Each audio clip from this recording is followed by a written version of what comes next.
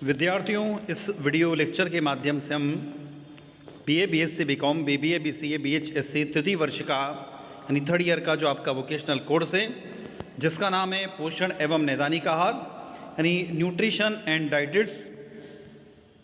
इसका जो आपका टाइटल दिया हुआ तृतीय वर्ष का यानी कोर्स का जो शीर्षक है, पेपर का नाम है वो है क्लिनिकल न्यूट्रिशन एंड डाइट्स। इस वोकेशनल कोर्स का प्रयोग क्रमांक 4 इस वीडियो लेक्चर के माध्यम से हम लोग पढ़ने वाले हैं, देखने वाले हैं। तो विद्यार्थी, यदि आप मध्य प्रदेश में लागू नई शिक्षा नीति के अनुसार तृतीय वर्ष के विद्यार्थी है तो आप लोग अभी तक 3 प्रैक्टिकल नोट डाउन कर चुके होंगे प्लेलिस्ट में देखकर। हम बात करते चौथे प्रैक्टिकल की यानी प्रयोग क्रमांक 4। ऑब्जेक्ट आपको स्क्रीन पर दिखाई दे रहा है, संक्रामक बीमारियों के लिए एक प्रश्नावली तैयार करना। तो विद्यार्थियों, इसमें हम लोग कोविड-19 के लिए एक प्रश्नावली तैयार कर रहे हैं। इस प्रयोग में हम कोविड-19 संक्रामक बीमारी के लिए प्रश्नावली तैयार करेंगे। तो पहले आपको उसका इंट्रोडक्शन लिखना होगा कि कोविड-19 आखिरकार होता क्या है। हम लोग ने इस पेंडेमिक सिचुएशन यानी कोविड-19 जो बीमारी है उसके बारे में अच्छे से जानते हैं, तो आप उसको नोट डाउन करना होगा। तो कोरोना वायरस रोग 2019 यानी कोविड-19 महामारी ने दुनिया भर में लाखों लोगों को प्रभावित किया है, जिसका समाज पर दूरगामी सामाजिक और आर्थिक प्रभाव पड़ा है। जनता द्वारा निवारक प्रथाओं को अपनाना कोविड-19 के प्रसार को कम करने का मुख्य आधार बना हुआ है, लेकिन महामारी से संबंधित ऐसी संक्रामक रोकथाम प्रथाओं का आकलन करने के लिए मान्य उपकरणों की कमी है। यानी एक लाइन में कहें तो हमारे भारत में जितने भी पैंडेमिक सिचुएशन हुई थी कोविड-19 जो हमने देखा था, तो इस महामारी से बचाव के लिए भारत के अंदर जो संसाधन थे उनकी बहुत ज़्यादा कमी थी। यह अध्ययन सामान्य आबादी में कोविड-19 के खिलाफ निवारक प्रथाओं के मूल्यांकन के लिए एक प्रश्नावली विकसित करने और मान्य करने के लिए आयोजित किया गया है। यानी यहाँ पर हम एक प्रश्नावली तैयार कर रहे हैं। कोरोना वायरस रोग SARS-CoV-2 वायरस के कारण होने वाला एक संक्रामक रोग है। वायरस से संक्रामित अधिकांश लोगों हल्के से मध्यम श्वसन संबंधी बीमारी का अनुभव करेंगे और विशेष उपचार की आवश्यकता के बिना ठीक हो जाएंगे। हालांकि कुछ लोग गंभीर रूप से बीमार हो जाएंगे और उन्हें चिकित्सक देखभाल की आवश्यकता भी होगी।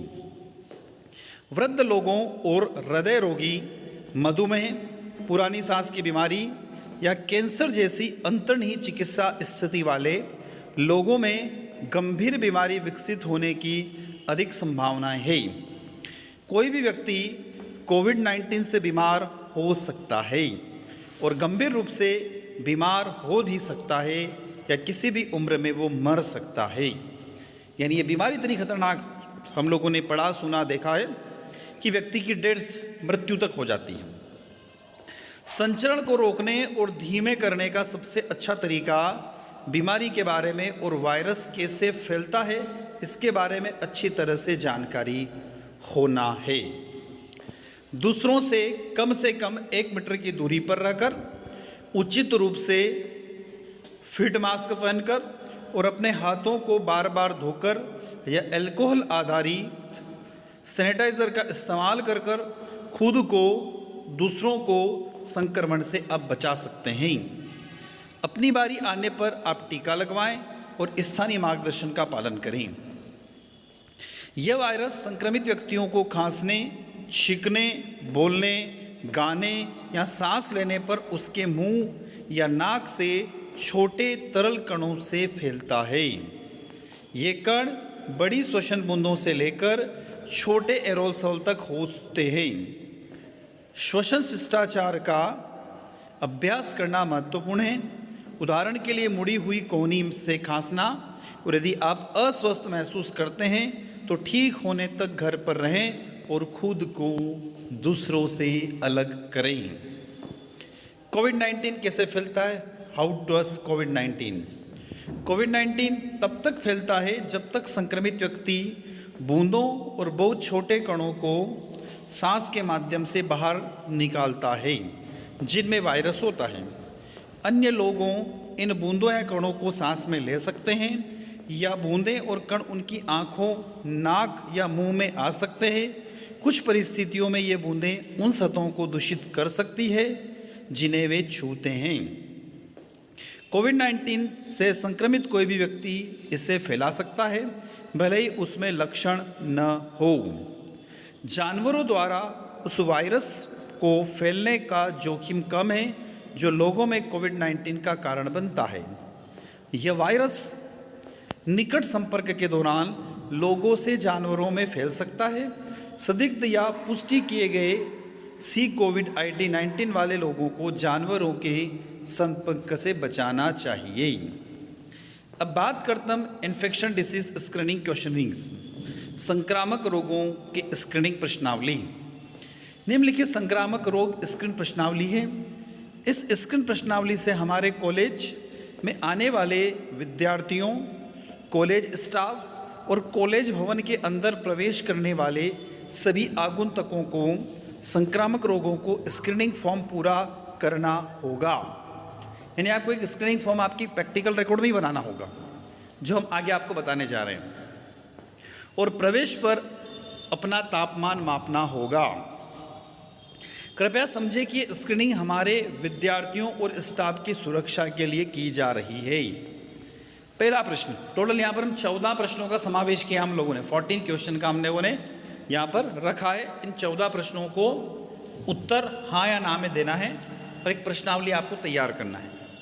पहला प्रश्न है, क्या आपको पिछले 14 दिन में कोविड-19 का निदान किया गया है या आपके कोविड-19 के लिए परीक्षण, निगरानी, संगरोध शुरू करने की सलाह, निर्देश दिया गया है? तो इसका आंसर हाँ या ना में बताना होगा।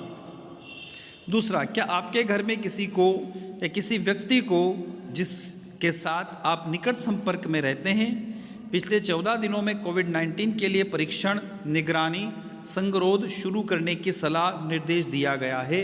हाँ या नहीं, दोनों में से कोई भी एक आ जाएगा। क्या आप या आपके निकट संपर्क में कोई व्यक्ति वर्तमान में पिछले 14 दिनों में निम्नलिखित लक्षणों में से किसी का अनुभव कर रहा है? कौन कौन से लक्षण हैं? चौथा पॉइंट है, बुखार 38 डिग्री सेंटीग्रेड या 100 फ़ारेनहाइट से अधिक है या नहीं।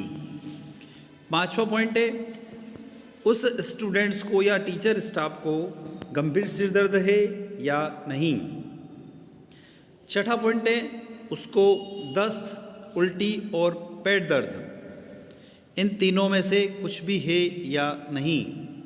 सातवां क्वेश्चन आपको लिखना होगा, श्वसन संबंधी बीमारी क्या उस विद्यार्थी को या टीचिंग स्टाफ को है या नहीं।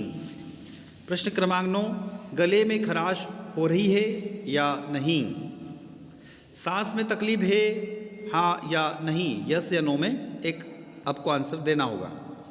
गंध की हानि, लॉस ऑफ स्मेल, क्या आपको स्मेल आ रही है या नहीं, हाँ या ना में जवाब देना होगा।